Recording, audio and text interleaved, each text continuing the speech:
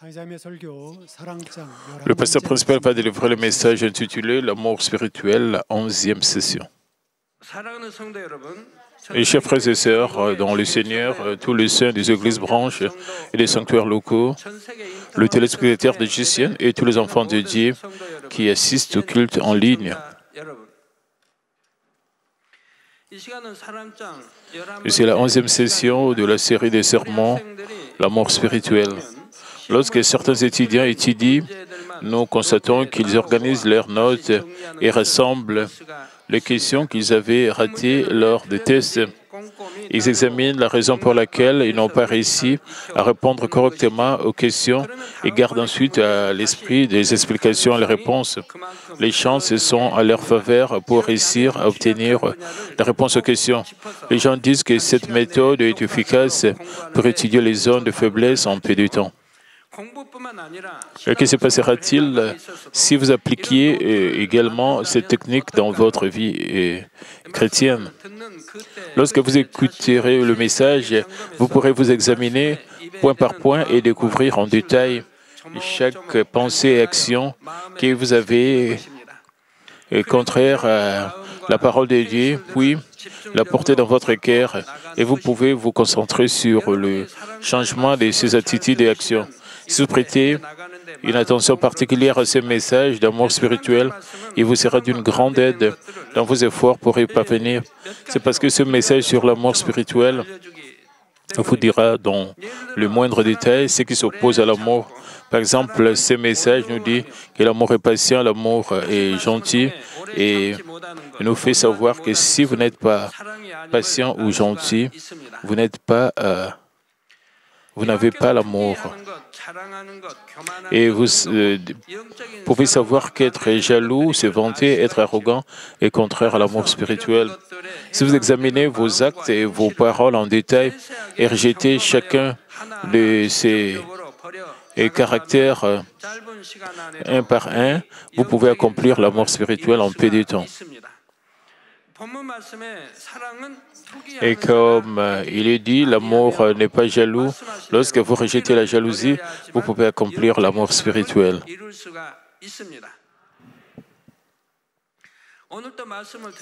À travers ce message, je souhaite que vous examiniez si vous êtes jaloux ou non, que vous vous concentrez intensément et que vous vous débarrassiez de tout aspect de jalousie que vous pourriez trouver. Que chacun de vous puisse former un cœur vraiment beau et charmant à travers lequel vous pourrez prendre plus de plaisir dans la prospérité et la bénédiction de vos frères et sœurs dans la foi et que dans votre prospérité au nom de notre Seigneur Jésus-Christ, j'ai prié. Alors, qu'est-ce qu'on appelle la jalousie? La jalousie survient lorsqu'un sentiment d'amertume et de malheur est jaloux grandit de manière excessive et des actes mauvais sont commis contre une autre personne. Si vous ressentez un sentiment de jalousie et d'envie dans votre esprit, vous ressentirez de la rancune lorsque vous verrez quelqu'un d'autre félicité ou favorisé. Eh bien, c'est d'entre vous qui se sentent mal à l'aise lorsque quelqu'un reçoit des éloges et de l'amour.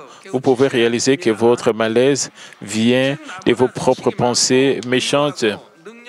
Si vous trouvez une personne plus instruite, plus riche et plus compétente que vous, ou si l'un de vos collègues devient prospère et gagne la faveur de nombreuses personnes, vous pourriez penser, pourquoi cette personne est-elle autorisée à avoir de si bonnes choses et conditions à être reconnue?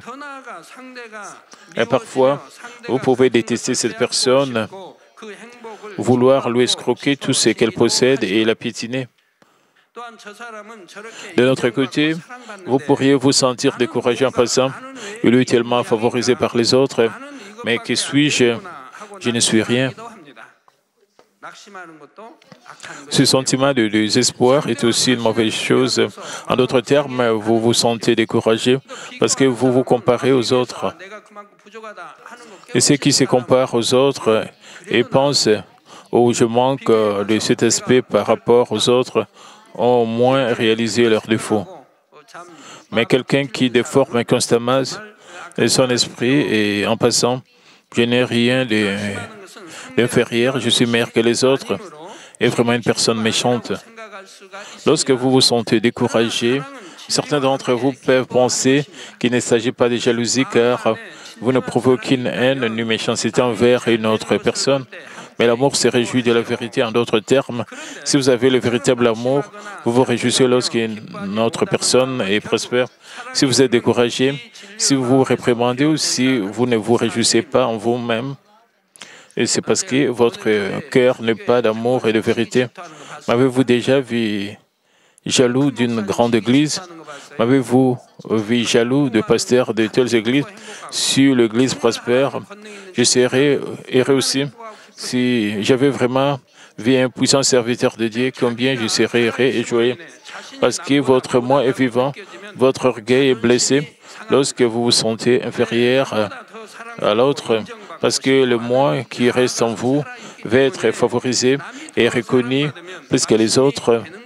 Vous vous sentez découragé lorsque les autres sont plus favorisés que vous. C'est ainsi que la jalousie grandit et se manifeste ensuite par de mauvaises paroles et de mauvais actes. Laissez-moi vous donner une illustration de la jalousie dans l'histoire.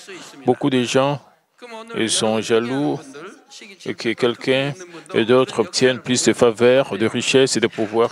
S'il vous plaît, écoutez, et certains d'entre vous qui sont enviés ou jaloux, qu'en est-il de vous lorsque des personnages jaloux, même s'ils maudissent extérieurement l'objet qu'ils envient dans un livre d'histoire ou une émission de télévision? Oh, cette personne est si méchante, comment peuvent-ils être aussi méchants? Sans reconnaître vos propres tendances, vous condamnez des personnages comme Jang Bin pour son extrême jalousie, sans reconnaître votre potentiel pour le même comportement. Quelques concubines ou une épouse d'un roi étaient jalouses l'une de l'autre lorsque l'une d'elles était favorisée par le roi. Dans sa méchanceté, une concubine très jalouse a maudit une autre avec de la magie noire et accusé faussement l'autre dans un complot qui l'a conduit à la mort. De plus, de nombreux hommes fidèles étaient pris pour de rebelles ou maltraités de manière déraisonnable par le roi en raison de la jalousie d'hommes méchants et sournois. Ils étaient tantôt tourmentés, tantôt exilés dans des îles isolées et tantôt tués. La jalousie a poussé de nombreuses personnes à se venger à plusieurs reprises en versant du sang. Ces choses horribles ont révélé lorsque la nature perverse et sale a été provoquée. Alors, en fin de compte, qu'arrive-t-il aux personnes dont la jalousie devient mauvaise? La Bible dit qu'ils ne peuvent pas entrer dans le royaume des cieux. Parfois, vous nourrissez la jalousie simplement dans votre esprit comme un désir de la chair, mais parfois il se révèle extérieurement dans un acte de jalousie, alors c'est un acte de la chair. Galates 5, 19 à 21 dit: Or, les œuvres de la chair sont manifestes. Ce sont l'impudicité, l'impureté, la dissolution, l'idolâtrie, la magie, les inimitiés, le querelle et jalousie.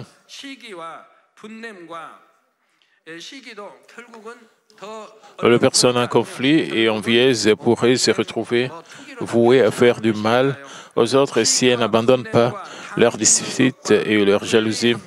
Comme il est dit en continuant dans le verset, les animosités, les disputes, les divisions, les sectes, l'envie, l'ivrognerie, les excès de table et les choses semblables. Je vous dis d'avance, comme je l'ai déjà dit, que ceux qui commettent de telles choses n'hériteront point le royaume de Dieu. Si quelqu'un n'hérite pas du royaume de Dieu, que recevra-t-il à la fin? En fin de compte, il s'agit d'aller vers le chemin opposé, qui est l'enfer. L'héritage de Dieu et le ciel lui-même. Et si quelqu'un ne le reçoit pas, la conséquence est l'enfer. Les Écritures dans l'Ancien qui est dans le Nouveau, tant dans l'Ancien qui est dans le Nouveau Testament, rapportent à plusieurs reprises de tels péchés et actes de la chair ou œuvres de la chair menant à la damnation. Pourtant, il est déroutant de voir que ceux qui disent croire en Christ dans de tels péchés et actions de la chair, critiquer, démolir les églises et le pasteur qui vivent véritablement leur foi, témoignent de la puissance de Dieu et le glorifient. Bien que la Bible parle clairement du péché, certains individus sans comprendre ni observer n'hésitent pas à juger les églises fidèles devant Dieu. Ils ont également répandu des rumeurs à leur sujet, comme s'ils en étaient témoins. Combien ils sont méchants. La jalousie peut être divisée en plusieurs catégories. L'une d'elles est la jalousie entre un homme et une femme. Une telle jalousie est provoquée lorsqu'une personne désire recevoir plus d'amour et de faveur de la part de l'autre. Par exemple, les deux épouses de Jacob, Léa et Rachel, étaient jalouses l'une de l'autre et chacune désirait être la plus favorisée par Jacob. Jacob a épousé Léa à travers la tromperie de son oncle Laban, indépendamment de sa propre volonté, et a pris sa sœur cadette Rachel comme épouse après 14 ans de service auprès de son oncle. Rachel était plus favorisée par son mari que sa sœur Léa, mais elle n'avait pas d'enfants, tandis que Léa avait 4 enfants. Par la suite, Rachel est devenue jalouse de Léa, sa sœur aînée. Genèse 31 dit, lorsque Rachel vit qu'elle ne donnait point d'enfant à Jacob, elle porta envie à sa sœur et elle dit à Jacob, « Donne-moi des enfants ou que je meure. »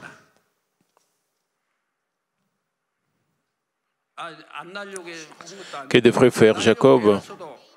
Il espérait avoir un bébé et il a aussi essayé de le faire, mais a échoué. Rachel est harcelée en disant « Sinon je meurs ». Elle déversa son mal de jalousie avec sa bouche et fit souffrir le cœur de son mari. Elle dérangeait et causait constamment des difficultés à sa sœur Léa aussi. Toutes les deux donnèrent à Jacob leurs servantes respectives comme concubines pour prendre son amour exclusivement. Toutes les deux étaient sœurs. S'ils avaient gardé un peu de véritable amour dans leur cœur, elles auraient pu se réjouir lorsque l'autre était plus favorisé par leur mari. Dans quelle mesure auraient-elles été heureuses si elles avaient fait cela? En réalité, malheureusement, Rachel et Léa étaient frustrées l'une envers l'autre et menaient leur vie misérable. Jacob a été pris dans une lutte entre ces deux femmes parce que Rachel n'était pas satisfaite de l'amour de Jacob, le harcelant et l'offensant constamment.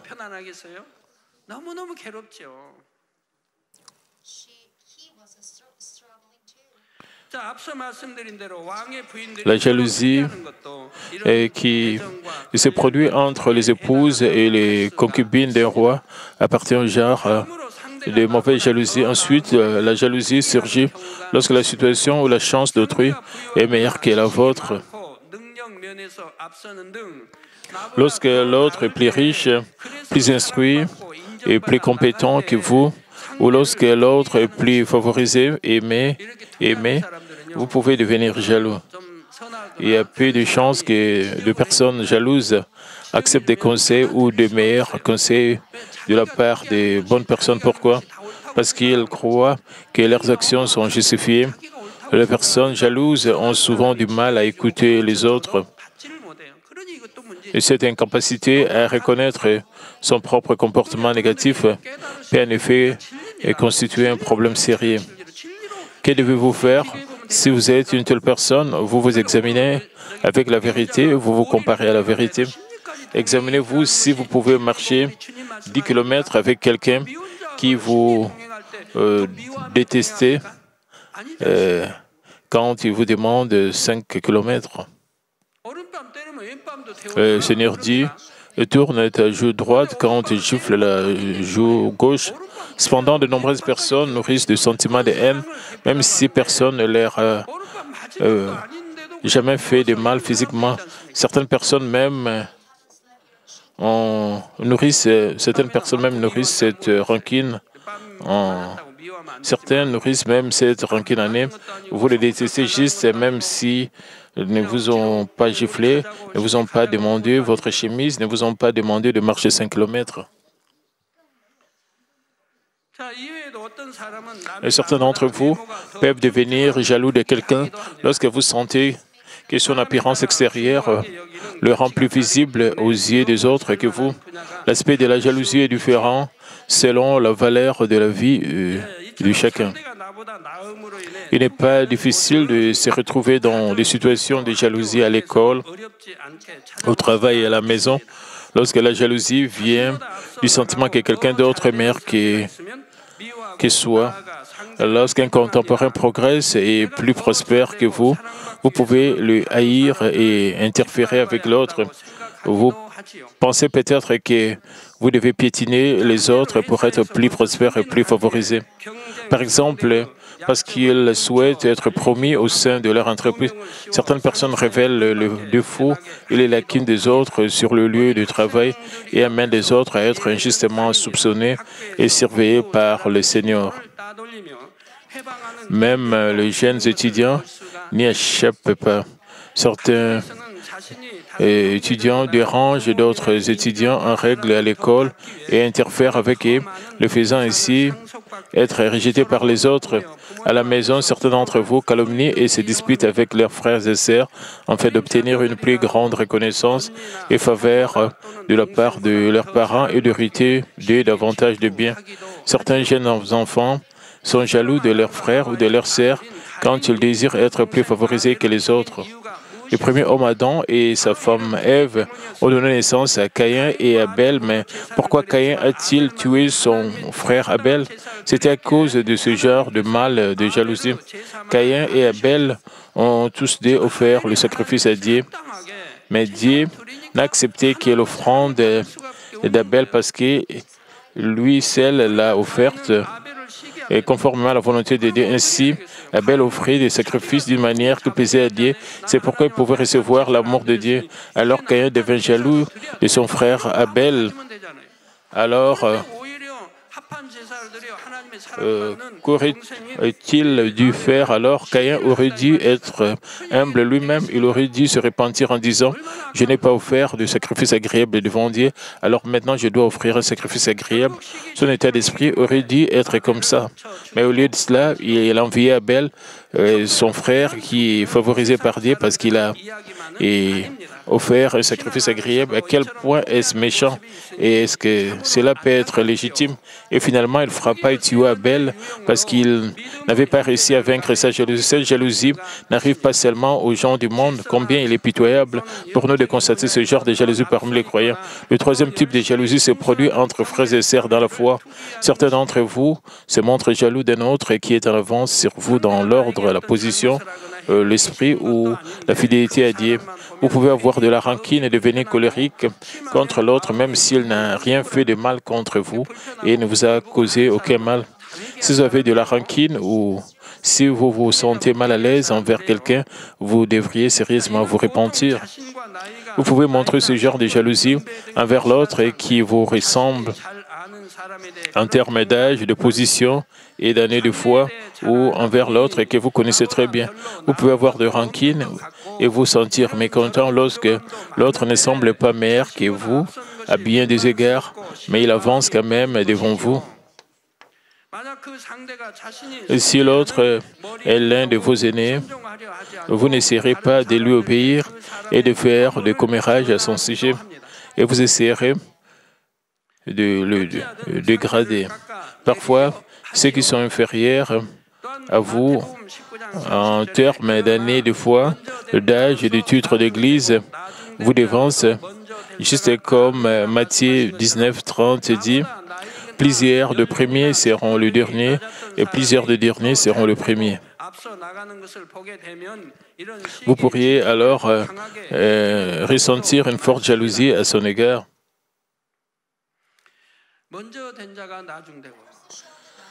Le premier sera le dernier sera le premier. Je ne comprenais pas vraiment cela lorsque j'étais un nouveau croyant. Il semblait que celui qui arriverait en premier aurait une meilleure position, mais en vivant ma foi en tant que pasteur, j'ai réalisé que les choses fonctionnent. Et ceux qui arrivent en premier peuvent sembler envahir le royaume des cieux et se forcer davantage d'atteindre la sanctification. Cependant, j'ai vu beaucoup d'entre eux atteindre un certain point, puis stagner, incapable d'avancer. Et ce sont ceux qui viennent plus tard, qui semblent monter avec ferveur jusqu'au niveau spirituel de la foi. Ainsi, le dernier devient le premier dans le domaine de l'esprit, tandis que le premier se retrouve souvent dans un état de stagnation spirituelle. L'illustration du roi Saül et contre David était le cas même. Après que David ait vaincu Goliath, commandant de Philistins, le roi Saül a nommé David comme son commandant parce que David était très sage et bon dans tout ce qu'il s'était engagé à accomplir. Et comme dit dans 1 Samuel 18, 7, un jour, quand David et le roi Saül revinrent de la bataille, les femmes chantèrent tout en jouant et dirent « Saül a frappé sur 1000 et David sur 10 000 ». Le sujet loyal qui a sauvé son pays est désormais salué par les femmes. Cependant, Saül ne pouvait pas se résoudre à en être heureux.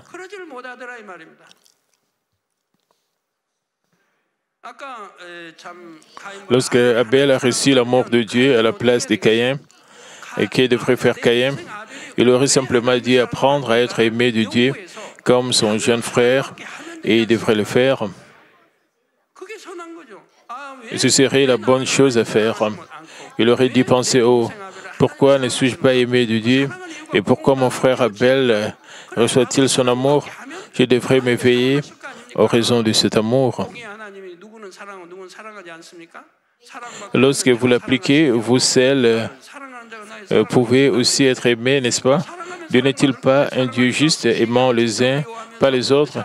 Si vous faites en sorte que Dieu vous aime, Dieu va vous aimer. On dit que celui qui aime sera aimé en retour. Si vous l'aimez, vous serez aimé. Alors, pourquoi ne pas aimer au lieu d'être envié, jaloux et haineux envers ceux qui sont aimés? Et les deux suivants versets 8 et 9 disent « Saül fut irrité et cela lui déplut. Et il dit « On en donne 1000 à David et c'est à moi qu'on donne le 1000. Il ne lui manque plus que la royauté. » Et Saül regarda David d'un mauvais œil à partir de ces jours et dans la suite. Dans notre pays, il existe de nombreux cas dans l'histoire où cela s'est produit. Et il y a là un roi qui aimait ouvertement son serviteur, lui donnait le pouvoir de se réformer. Plus tard, le serviteur a contribué de manière significative. Cependant, les gens suivirent fidèlement les serviteurs. En observant cela, les sentiments du roi changèrent peu à peu et finalement, n'a-t-il pas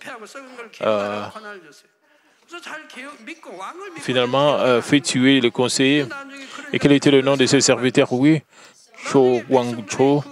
De toute évidence, le roi lui a accordé le pouvoir de réformer. Le roi pensait que les choses ne pouvaient pas continuer ainsi dans notre nation corrompue et en décomposition.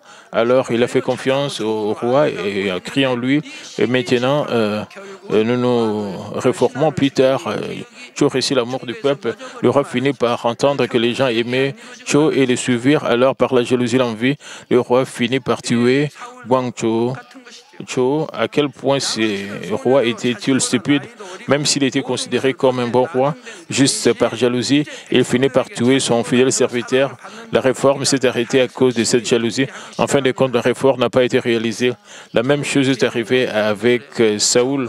Aux yeux du roi Saül, David était encore plus jeune que lui et le dernier a bien des égards, mais semblait être favorisé que lui par le peuple. Ainsi, le roi Saül devient sérieusement jaloux. Je suis heureux d'apprendre que d'autres pasteurs que j'ai enseignés sont aimés des saints.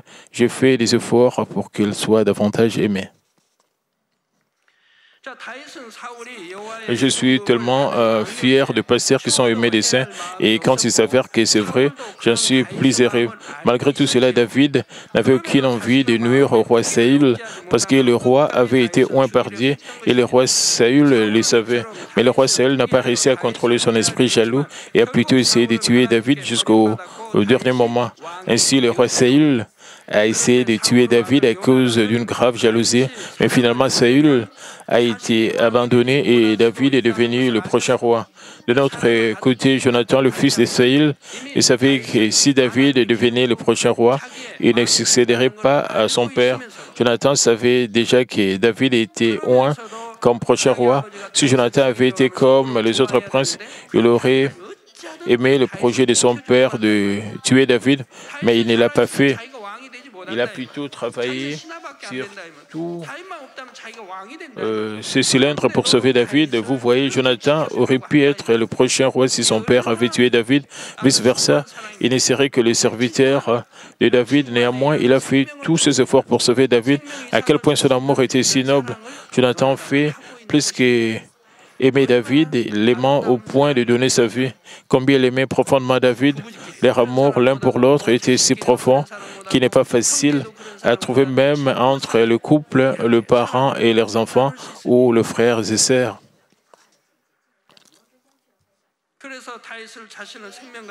Quoi qu'il en soit, il aimait David comme il aimait sa propre vie.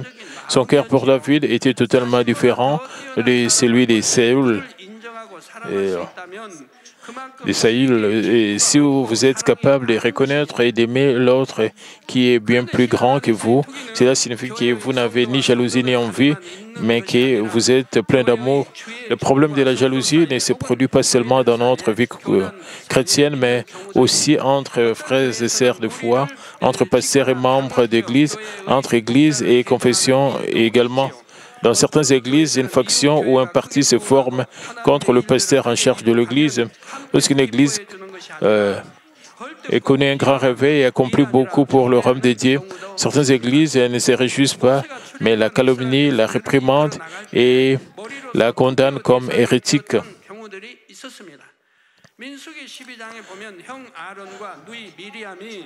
Moïse a fait sortir le peuple d'Israël d'Égypte, mais il est devenu l'objet de leur jalousie. Dans le chapitre 12 de Nombre, Aaron et Myriam sont devenus jaloux de Moïse parce qu'il était particulièrement favorisé par Dieu.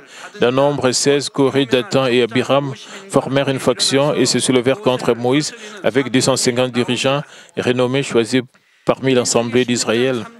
Nombre 16.3 dit, ils s'assemblèrent contre Moïse et Aaron et leur dirent, ça n'est assez, car toute l'assemblée, tous sont saints et l'Éternel est au milieu d'eux.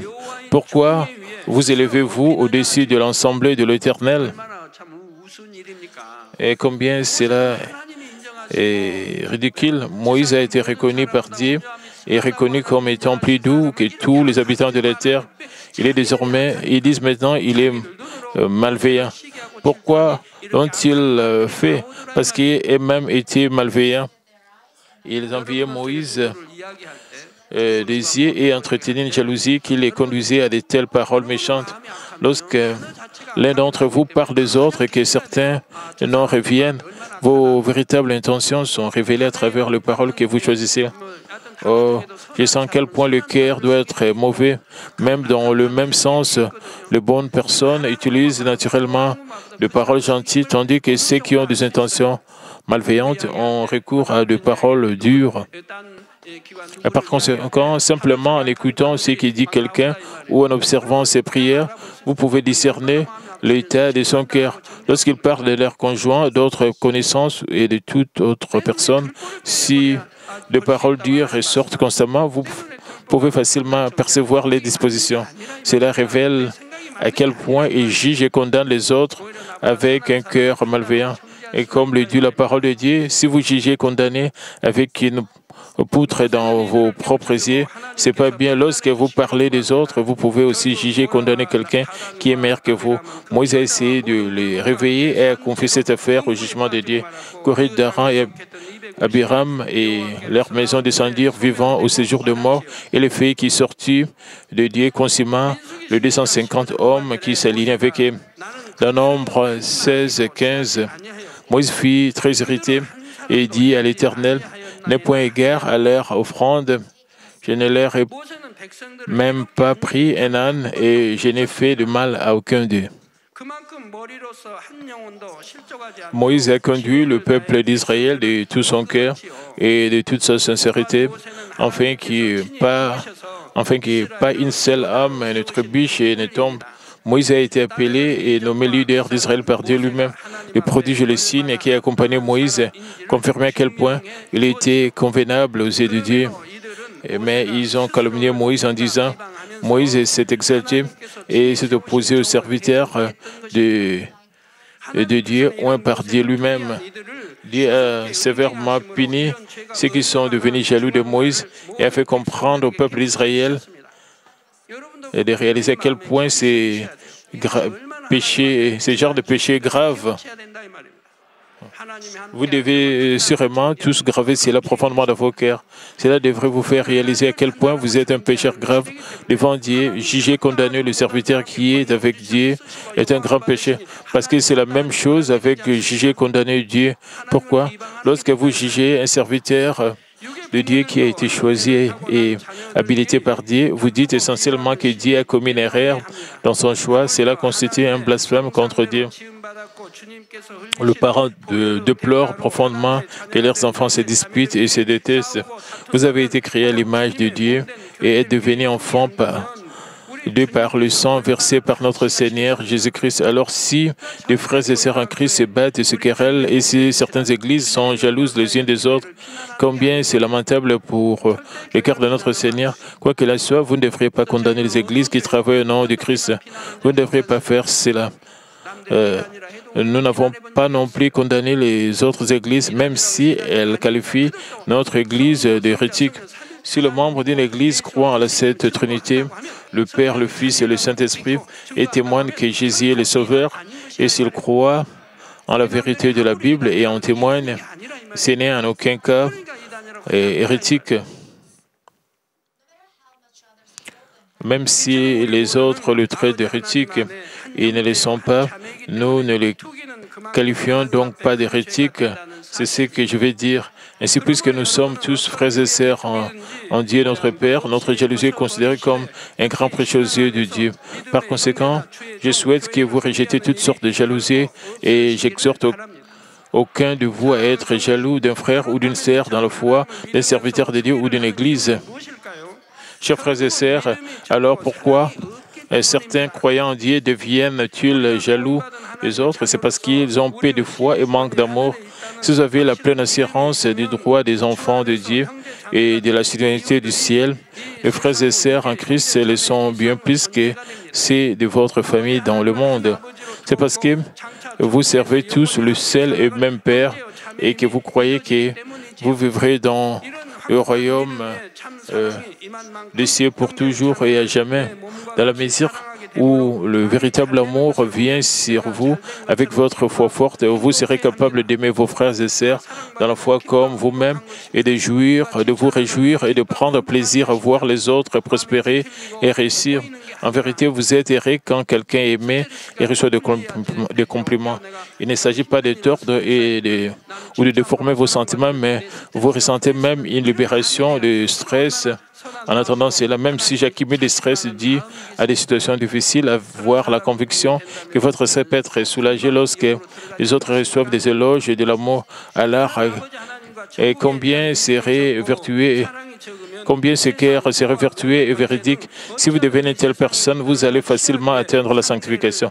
Mais si vous manquez de foi et d'amour pour Dieu et le royaume des cieux, vous essayerez de rechercher les choses mondaines, notamment la richesse, l'honneur et la renommée. De plus, vous pourriez devenir jaloux les uns des autres. Si vous avez une vraie foi et aimez vraiment notre Dieu, le Père, vous n'êtes jaloux de personne à cause du désir de rechercher les choses du monde. Au contraire, vous serez plus passionné envers les œuvres de Dieu pour prendre par la force le meilleur royaume des cieux. En d'autres termes, vous aspirerez aux choses spirituelles. Cette soif spirituelle est totalement différente de la jalousie. En fait, vous devez avoir le désir de vous transformer en esprit et d'être fidèle au royaume de Dieu plus que quiconque. Mais vous ne devez ni vous égarer de la vérité, ni laisser les autres trébucher à cause de votre désir excessif. C'est pourquoi, peu importe à quel point vous êtes fervent pour le Seigneur, vous devez être attentif à votre environnement, rechercher l'intérêt des autres avant le vôtre et être en paix avec beaucoup les gens sont jaloux des autres pour avancer devant eux. À travers cette jalousie, êtes-vous sûr de pouvoir obtenir ce que vous désirez? Pas du tout. Vous pouvez sembler devancer les autres dans une certaine mesure lorsque vous les opprimez ou leur faites du mal. Mais quelle que soit la manière dont vous avez essayé d'obtenir ce que vous désirez, vous ne pouvez pas obtenir tout ce que vous désirez. C'est pourquoi il est dit dans Jacques 4:2, vous convoitez, vous ne possédez pas, vous êtes meurtrier envié et vous ne pouvez pas obtenir, vous avez des querelles, de luttes et vous ne possédez pas parce que vous ne demandez pas. Juste c'est la façon dont Job 4:8 dit, pour moi, je le vis, ceux qui labourent l'iniquité et qui sèment l'injustice à moisson de fruits. Vous récoltez ce que vous avez sémé. Le mal reviendra à ceux qui ont causé ce mal. Commettre de mauvaises actions conduit à diverses maladies lorsque quelqu'un continue à s'engager dans un mal encore plus grand. Des maladies encore plus graves apparaissent. Ils rencontrent de catastrophes, leurs familles sont détruites. Une série de malheurs se produisent alternativement. Ils se retrouvent mêlés à leurs affaires, les entraînant sur le chemin sans retour. Et juste comme dit Proverbe 14:30, un cœur calme est la vie du corps, mais l'envie est la carie des os. Et cela ne profite à personne, mais cela ne fait que nuire à ceux qui sont jaloux. Si vous désirez vraiment devancer l'autre, vous ne devez pas être jaloux de l'autre, mais demander à Dieu, il contrôle tout, y compris la mort et la vie, le malheur et la fortune de l'humanité.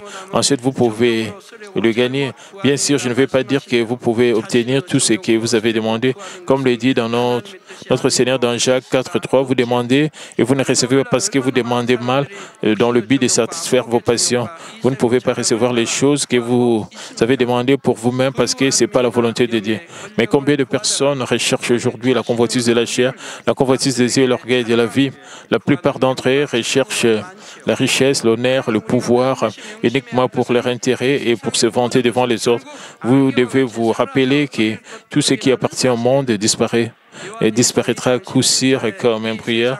C'est pourquoi il est dit dans 1 Jean 2:17, et le monde passe et sa convoitise aussi, mais celui qui fait la volonté de Dieu demeure éternellement. Et dans Ecclésiaste 12:8, vanité de vanité, dit l'Ecclésiaste, toute vanité. Contemplez le sens de tout. Et combien ce fut-il vide, combien cela fut-il vide, tout dans le monde, et combien c'est dénué de sens et fut-il. Et retournant à une poignée de poussière, que votre âme finisse en enfer ou au ciel. Quelle signification ont tout le pouvoir, l'honneur, la possession matérielle et la connaissance? Ils sont tous également futiles et vides. Par conséquent, je vous exhorte ardemment à ne pas être jaloux ou querellé avec vos frères et sœurs à cause de votre avidité pour le monde, mais faites de votre mieux pour accomplir un cœur convenable devant Dieu. Ensuite, Dieu vous accordera le désir de votre cœur et vous récompensera avec le ciel éternel. Que vous puissiez tous aimer vos frères et sœurs dans le Seigneur Jésus-Christ et rechercher le royaume éternel des cieux en gardant l'esprit que vous êtes les enfants de Dieu avec la sérénité du ciel. Au nom de notre Seigneur Jésus-Christ, je prie. Si vous ressentez de la jalousie ou de l'envie envers quelqu'un, que ressentiriez-vous? Vous vous sentirez affligé, accablé. Pour ceux d'entre vous qui luttent et souffrent, demandez-vous, mon cœur a-t-il été en paix, joyeux, erré au milieu de la vie quotidienne? Mon objectif est la nouvelle Jérusalem et je travaille pour le royaume de Dieu. Je devrais toujours être content et reconnaissant. Mais ceux qui ne peuvent pas ressentir cela doivent vraiment se repentir complètement. Après avoir entendu ces paroles aujourd'hui, versez de larmes, purifiez-vous complètement. Dites, Dieu, je suis vraiment une personne méchante. Je ne peux pas aimer mes frères, ma famille ou mes voisins. J'éprouve toujours de l'envie et de la jalousie. Même si vous dites le contraire, vous manifestez naturellement de tels sentiments parce que votre cœur est méchant. Repentez-vous jusqu'à ce que vous ayez complètement éliminé ces sentiments. Versez de larmes, purifiez-vous. Lorsque tout cela disparaîtra en vous, il n'y aura que de la joie, de la gratitude et de la paix dans votre cœur. Vous aurez le cœur calme, le cœur plein de bonheur. Et que ressentirez-vous si vous avez de l'amour pour eux? vous ressentirez une grande joie et un grand bonheur. Lequel pouvez-vous vraiment choisir? Vous choisirez sûrement ce dernier, le cœur de l'amour. Il vous en coûte beaucoup en termes d'efforts et de patience pour accomplir l'amour parfait. Mais si vous accomplissez cet amour en vous, vous pouvez posséder la clé avec laquelle ouvrir toutes les portes. Il en est de même lorsque le roi Salomon demandait à Dieu la sagesse et appréciait tout grâce à cette sagesse, y compris la richesse, l'honneur et le pouvoir, que vous puissiez tous posséder cet amour, afin que vous puissiez être plus riche, plus sage, plus grand en esprit et dans la chair que quiconque sur terre. Au nom de notre Seigneur Jésus-Christ, j'ai prié. Prions tous concernant ce message. Alléluia, Père éternel, merci encore pour ce message combien important concernant l'amour spirituel et permet que nous puissions vraiment développer cet amour spirituel en nous, que nous puissions vraiment imiter les ancêtres de la foi, que nous puissions imiter notre Seigneur Jésus-Christ qui avait tant d'amour et permet que nous puissions être complètement transformés, que nous puissions nous débarrasser de tout ce qui est pensée charnelle, que nous puissions nous purifier, que nous puissions nous débarrasser de tout ce qui est jalousie, mais que nous puissions marcher justement dans la bonté et dans l'amour. Au nom de notre Seigneur Jésus-Christ, je prie. Amen. Maintenant, nous allons recevoir la prière du pasteur principal pour les malades. S'il vous plaît, placez vos mains sur vos parties malades. Si vous n'êtes malade, posez votre main sur votre poitrine pour recevoir la réponse à vos désirs du cœur par la foi. Alléluia, Dieu Tout-Puissant, Dieu d'amour. S'il te plaît, pose ta main sur tout le croyant qui reçoit cette prière maintenant. Montre tes œuvres transcendant le temps, l'espace, sur tous ceux qui reçoivent cette prière, sur GCN Internet via satellite, les églises branches et sanctuaires locaux, et surtout les enfants de Dieu partout à travers le monde. Donne-leur la foi de croire du fond de leur cœur, chasse tout ce qui est pensée négative et doute, chasse tout ce qui est tests et épreuves du piège squelettal, les parties internes, les jointures, le tissu, le scellé, quelles que soient les parties malades, consimulées avec le feu du Saint-Esprit et avec la lumière originelle. Au nom de Jésus-Christ, j'ordonne à l'ennemi diable et Satan toutes sortes de maladies, germes, virus et infirmités, quittez-les, que la lumière brille. Et s'il te plaît, consume toutes leurs maladies en phase terminale et les maladies incurables avec le feu du Saint-Esprit. Chasse toutes les maladies endémiques, y compris la malaria. Toutes les maladies contagieuses telles que le rhume, la grippe, la fièvre, quittez-les. Protège-les de toutes sortes de germes et de virus. Guéris-les de tout ce qui est cancer d'estomac, des poumons, des seins, d'intestins, sida, leucémie, apoplexie cérébrale, hypertension, hypotension, diabète, maladies et problèmes de thyroïde, de cœur, de poumons, maladies des femmes, toutes sortes d'inflammations, quittez-les. Guéris-les tout ce qui est polio, AVC, arthrite, hernie discale, douleurs dorsales, maux de tête, néphralgie et toutes sortes de douleurs puissent disparaître. Épilepsie, autisme et dépression, névrose, autres maladies mentales, quittez-les. Toutes sortes de paralysies soient guéries, que les paralytiques se lèvent et marchent, que leurs yeux puissent bien voir, que les oreilles puissent bien entendre, et que les muets parlent, que les sourds entendent. Guéris les effets secondaires de toutes sortes d'accidents et guéris leurs os fracturés. Et restaure tout ce qui est brûlé et permet que la sensation de chaleur puisse disparaître. Père, permet qu'il n'y ait pas de cicatrices qui restent et soyez purifiés de toute dépendance à la drogue, à l'empoisonnement et aux mauvaises substances, que le tissu mort, le sel mort soit régénéré et ramène le mort à la vie. Et donne à tes enfants la bénédiction de la conception, recevez la bénédiction de la conception. Au nom de Jésus-Christ, j'ordonne à l'ennemi diable et Satan et les principautés de la puissance de l'air et les mauvaises forces dans le lieu céleste et leurs serviteurs, quittez-les. Et quittez-les, esprit impur, esprit faux, esprit trompeur, esprit de séparation et toutes les forces des ténèbres. Tout ce qui est chien de mes ce soit brisé. Ténèbres, quittez-les, que la lumière brille. Et Père Dieu, donne-leur la force de se crier dans la prière et la puissance de rejeter le péché pour devenir sanctifié. Comme leur âme prospère, permet que tout marche très bien avec eux et que leur famille soit évangélisée. Protège-les de toutes sortes d'accidents et de désastres tout au long de cette semaine et bénis-les pour mener une vie prospère sans aucun problème. avec le feu ardent du Saint-Esprit, l'armée céleste et les anges, et avec tes yeux enflammés, protège tous tes enfants, leurs familles, leurs lieux de travail et leurs affaires. S'il te plaît, donne aux étudiants la sagesse et l'intelligence et donne-leur l'enthousiasme et la faire faire de bien étudier, garde leur cœur de mauvaises choses, des choses mondaines. Permet qu'ils puissent t'aimer avec plus de ferveur, que tous ces enfants vont faire, tout ce qu'ils vont boire et manger, tout ce qu'ils feront, Père, permet qu'ils puissent faire pour te glorifier, qu'ils soient capables de témoigner aussi de Dieu vivant en disant, j'ai rencontré et expérimenté Dieu, j'ai reçu ces réponses et ces bénédictions. Père Dieu, merci, sois glorifié, toi seul. Au nom de notre Seigneur Jésus-Christ, j'ai ainsi prié. Amen.